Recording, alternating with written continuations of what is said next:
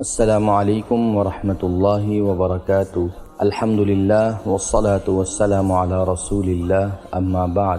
واجب الاحترام سامعین و سامعات، دارالتحقیق فیصل آباد اور مجلس تحفظ سنت پاکستان کے زیر اہتمام الاربعین فی الفتن یعنی 40 احادیث کے صحیح مجموعہ میں سے پہلی روایت آپ کی خدمت میں پیش کی جا رہی ہے، جس کا عنوان ہے فتنوں کے آنے سے قبل اعمال کی ترغیب۔ عن ابی ہریرہ رضی اللہ عنہ ان رسول اللہ صلی اللہ علیہ وسلم قال بادروا بالاعمال فتنا كقطع الليل المظلم يصبح الرجل مؤمنا ويمسي كافرا او يمسي مؤمنا ويصبح كافرا يبيع دينه بعرض من الدنيا۔ حضرت ابو ہریرہ رضی اللہ تعالیٰ عنہ سے روایت ہے کہ رسول اللہ صلی اللہ علیہ وسلم نے ارشاد فرمایا، تاریک رات کے ٹکڑوں کے مانند فتنوں کے آنے سے پہلے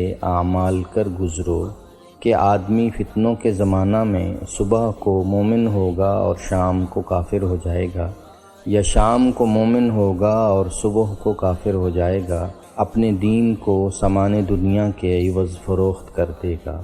مذکورہ حدیث کی تشریح پیش خدمت ہے۔ امت مسلمہ جن مصائب و مشکلات کا شکار ہے وہ کسی صاحب نظر سے پوشیدہ نہیں۔ ہر دن اپنے اندر نت نئے فتنے لیے جلوہ گر ہو رہا ہے اور ہر رات اپنے ساتھ آزمائشوں کی نئی ظلمت لیے چلی آ رہی ہے۔ جس طرح تسبیح کا دھاگا ٹوٹ جانے پر ایک کے بعد ایک دانے گرنے لگتے ہیں، اسی طرح نت نئے فتنے ایک کے بعد ایک اس امت میں پیدا ہوتے جا رہے ہیں۔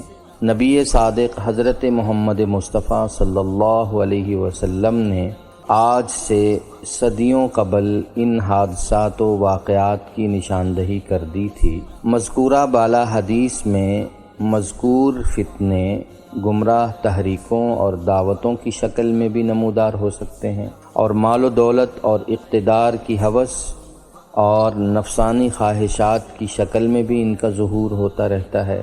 اگر انسان کو شریعت پر استقامت کی نعمت حاصل نہ ہو تو ان فتنوں سے اپنے ایمان کو محفوظ رکھنا بہت دشوار ہے۔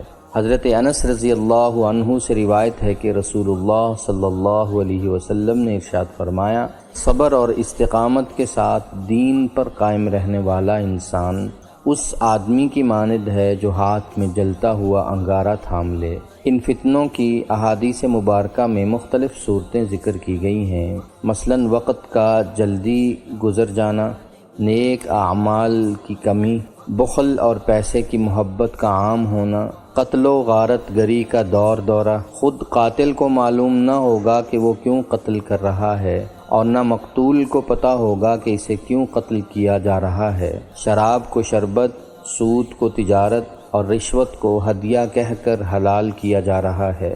یہ چند مثالیں ہیں ان پیشگی خبروں کی جو رسول اللہ صلی اللہ علیہ وسلم نے فتنوں کے دور میں صدیوں پہلے بیان فرما دی۔ جب ہم حالات عالم کے تناظر میں ان احادیث پر غور کرتے ہیں تو اندازہ ہوتا ہے کہ یہ احادیث موجودہ حالات کی ایک مکمل آئینہ دار ہیں۔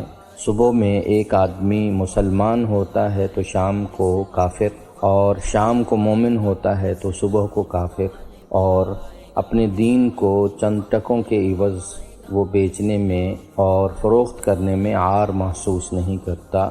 دنیا اور دنیا کی محبت اور دنیا میں ترقی اس کے سامنے سب سے پہلی ترجیح ہے۔ اللہ جل شانہ ہم سب کو ظاہری اور باطنی فتنوں سے محفوظ فرمائے اور ان فتنوں کے ظہور اور ان فتنوں کے عروج کے اس دور میں ہمیں اعمال صالحہ کی توفیق عطا فرمائے، آمین یا رب العالمین۔